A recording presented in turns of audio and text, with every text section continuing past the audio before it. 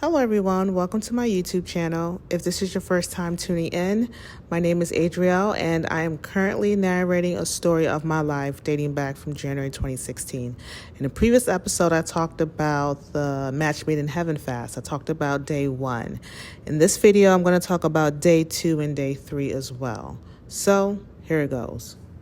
So day 2 of the Match Made in Heaven fast, we focused on rebuking and binding all the stuff that the enemy sent our way and our spouse's way during our 12 p.m. prayer call. So we did all down the prayer call. Also, day 2, we were instructed to give to the poor. So we had to leave our homes to give, help, or pray for someone in need. And I later on did that in the afternoon. March 30th also happened to be Ruth's birthday, so I messaged her wishing her a happy birthday. Didn't get a response until late at night when I FaceTimed her, and then she texted me that, thank you and all of that.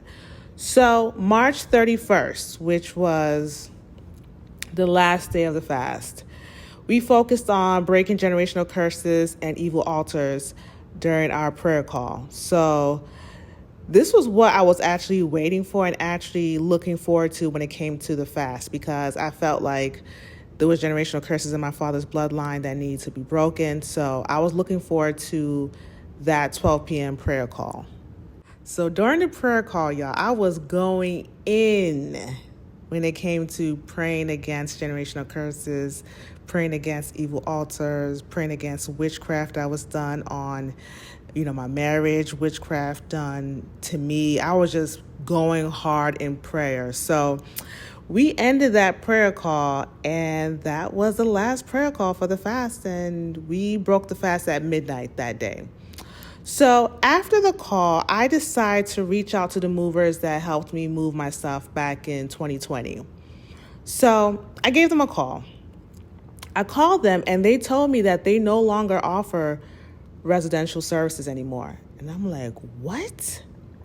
So now I'm like, now I have to look for movers that's going to help me, because I kind of had in my mind that I was going to call them and schedule an appointment with them or schedule my stuff to be moved, not knowing that they don't even offer residential services anymore. So I remember going through Yelp and Google looking for movers in Atlanta that I can use. Y'all, their prices were crazy. Like, they were really, really crazy. So I ended up finding one, okay? So for the sake of the story, we're going to call this moving and storage company Liability Moving and Storing. That's going to be their name. So I gave Liability Moving and Storing company a phone call asking for their prices. They gave me a quote, and I was told that the monthly storage would be $45 and the first month was going to be free. I was also told that I would have to put $169 deposit, which would include the first hour of moving. I agreed to the terms and signed up for their services. Right after the call, I thought to myself, I'm moving in a couple of days and I don't know where I'm going to stay. Let me give Esther a call to let her know about the eviction, and maybe she could let me stay in her spare room. So I called her, y'all. I called Esther. She picks up, and I tell her, I'm like, hey, Esther, I've been evicted and I have to leave April 4th. After telling me hello and hearing what I just said about the eviction, this is what she says to me, y'all. She says, Adrielle, there's nothing I can do for you. I suggest you call your mom so you can go back to New Jersey. Then she just starts running her mouth, basically, y'all. She says, we're at this place again of you not having a job and not being able to pay rent. I told you in 2020, how are you going to pay rent when you don't have a job? She was just going on and on and on. She also was saying that I told you to go and rent a room, but you didn't want to rent a room. You wanted to get an apartment. She was just basically telling me where I was just going wrong when it came to my whole living situation, y'all. So she didn't allow me, y'all. She didn't allow me to get a word out for about 5 minutes. So, because I remember looking at the phone and it says 5 minutes. I'm like, for the entire 5 minutes, this girl has been talking. I haven't even said a word. So she says, I don't know why you don't want to go back home. Now, in my head, I'm like, how many times am I going to say that the Lord wants me to be in Atlanta? I didn't want to have that conversation again with her. So she says, if you're at home, you wouldn't have to worry about rent. You don't want to say why you have to stay in Atlanta, but when you need help, you're quick to call. When she said that, y'all, I was like, what? Now, mind you, this is someone who has said to me, Adriel, you need to speak up. Anytime you need help, you need to tell us, because I know you're someone that doesn't like to be a burden to people, but you have to tell us, when you need help, like you got to speak up. Now I'm speaking up and it's a problem. See, this is why I don't like asking people for help. That's what I was thinking in my head. Like, this is why I don't like asking people for help. You say I don't ask for help. Now I'm asking for help. It's a problem. So I was just being confused as to where all this was coming from. Esther then proceeds to say, I feel like you're using me and you just want people to come to you at your beck and call. I'm like, what? That you only want people to attend to you at your own terms. She then says that she feels like the friendship is one-sided, and she said, I feel like this friendship is one-sided and I don't even do friendships like this. Like, I don't have friendships like this. Y'all, at this point, it was like over 6 minutes. I had to stop her because I needed to speak. So I told her, I said, Esther, I couldn't speak about the reason why I had to stay in Atlanta because it was something I had to keep to myself. And I also didn't understand what was going on until now. Now, mind you, at this point, I had messaged Esther and Ruth about my YouTube channel. This was probably March 25th or something. I messaged them a link to my YouTube channel, like, hey, you guys, I started a YouTube channel. This is my video. I think it was like the preface video or the welcome to my YouTube channel video, whatever. So I'm like, okay, now I'm free to talk about my story on YouTube. Maybe I can talk to them about my situation and they can understand what I have been going through, because they didn't know about the Brandon and Caitlin stuff, right? So I said to her, like, hey, I couldn't talk about stuff that I was going through. I didn't even understand half of the stuff I was going through. But now with the YouTube channel, like, I can talk about certain things. Things are going to make sense. So she just keeps on reiterating all the stuff that she was saying about the friendship, yada, yada, yada. Then I said to her, I say, hey, can you blame me for having to keep things private? She said, no, I'm not blaming you. If you're going to keep it private, then don't call me when you need help. I'm going through my own stuff and you never asked me how I'm doing. I said, Esther, I never asked you how you're doing. I am thinking in my head, why is Esther lying about me to me? I never call you to see how you're doing. I just called you last month, February 2023, y'all.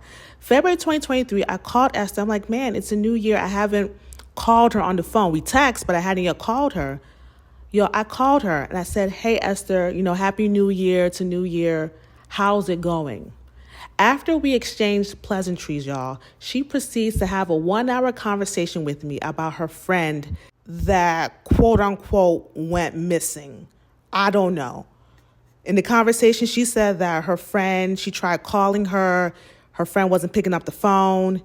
She went to her friend's house. The car was there, but no one had opened up the door when she was knocking on her door. So we spent a whole hour talking about her friend that she just couldn't get in contact with.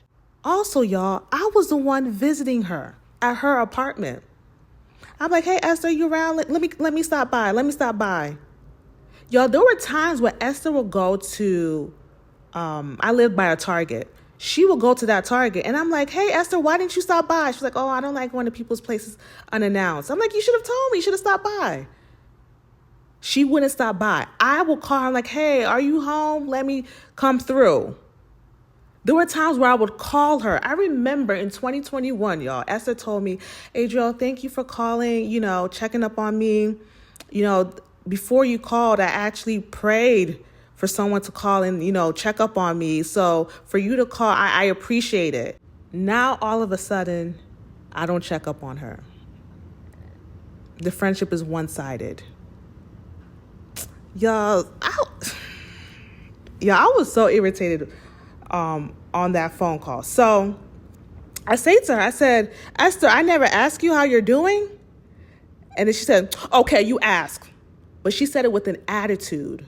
So she says, I told you in November that I no longer wanted to get involved in your situation. But now you're calling. So what's the purpose of you calling to tell me you're being evicted? So I said to her, I called thinking I could stay in your spare room. And I'm even like laughing when I'm saying it. And then she says, see, this is exactly what I was trying to avoid. See. If you stay, when are you going to leave? And plus, my mom is coming in May. Now, she did tell me her mom was coming in May, probably back in February or whatever. She did tell me that. But I'm like, it is March 31st. Your mom is coming in May. May is not tomorrow. May is in over a month. So I'm like, where is this vibe coming from with Esther? So she just continues going on like, you're this, you're that, whatever, right? So in my head, I'm like, you know what? Let me not even continue this whole thing. Let me just tell her like, hey, Esther, if you don't want me to stay with you, it's okay. I understand. So I say to her like, Esther, hey, if you don't want me to stay with you, it's okay. You can just tell me no. And then she continues going on and on. I say again, Esther, hey, if you don't want me to stay with you, it's fine. Like, I get it. Y'all, she still like is basically gaslighting the conversation, y'all. And in my head, I'm like, why can't this girl just tell me no? You keep saying that I'm not doing this, I'm not doing this, I'm this, I'm that. Like, just say no. So it got to a point where I said, Esther, hey, it's okay. I understand. I don't want you to do something that you don't feel comfortable to do. I don't want you to feel forced in doing something that you don't want to do. And then she says, oh, trust me. Nobody can force me to do something I don't want to do. Trust me. Then why aren't you telling me no then? Like, she's not telling me no. And then she was like, but I don't want you to be on the street. Girl, shut up. Like, that's what I'm thinking in my head. Like, Esther, stop it. It was kind of like confusing and annoying because I felt like what Esther was doing at that moment was being inauthentic. And I wanted her to be authentic. Y'all, Esther didn't want to help me. She didn't want me to stay with her. She didn't. But at the same time, she didn't want to look bad for not allowing me to stay with her. So it's like, let me just say, Adrielle, you're this, you are a user, you are this, you're that. Let me just gaslight the conversation so that I won't feel bad. Girl, if you want to say no, stand on your no. Stand on it. You don't want to look like a bad person, but why do you think you're a bad person if you're saying no? Because you know you've always presented yourself to be a good person. Esther's mask was falling off, y'all. It was falling off. And that conversation really reminded me of my time at her apartment back in 2020. Also, too, I forgot to mention this in my Esther video, but back when I stayed with Esther in 2020 for 16 days, I remember when she had an attitude with me on my birthday, something was telling me like, man, why do I have a feeling that she has an attitude with me because I didn't tell her why the Lord wanted me to stay in Atlanta? Y'all, during that phone call, I can tell she was offended that I wasn't telling her why the Lord wanted me to stay in Atlanta. I could discern that, like, yeah, the real reason why she's mad is because I'm not telling her why the Lord had me stay in Atlanta. Girl, are you a monitoring spirit? Do you have to know? Like, what? Why are you offended? Do you call me and tell me stuff that you have going on? No. So why do you feel entitled to my business? Yeah, we're going to talk about Esther later on. Anyways, towards the end of the conversation, she says, Adrielle, there's nothing I can do for you. Just call your mom and go back to New Jersey. Y'all, she kept on saying that throughout the phone call. Just go back to New Jersey. Go back to New Jersey. Go back to New Jersey. Why are you trying to chase me out of Atlanta? So she says, yeah, Adrielle, call your mom. Tell her what's going on so you can go back to New Jersey. And tell me how it goes. So I say to her, I say, I'm not calling my mom. There's nothing she can do from New Jersey.